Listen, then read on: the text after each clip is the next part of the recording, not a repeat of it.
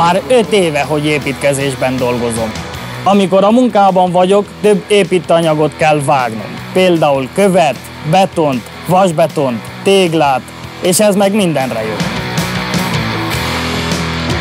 És ez a szerszám, a Standard for Universal daraboló tárcsa szerintem mindig nálam kell legyen, mert különböző építőanyagok vágására alkalmas.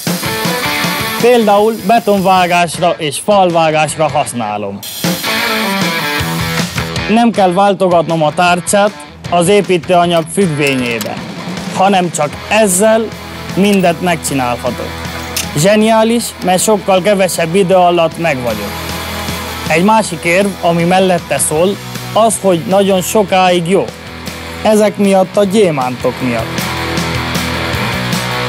Ma reggel, amikor felvettetek, kb. Több mint 12 méter vágásokat tettem a betonban, és tovább is vághattam volna.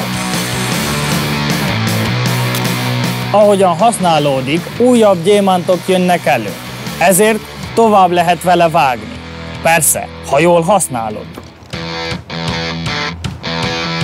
Vannak munkatársaim, akik alig használt tárcsát dobnak ki, mert már nem vág. Hát persze, hogy vág, csak hogy ők rosszul fordítva használták. Ennek a tárcsának nagyon jó a teljesítő képessége.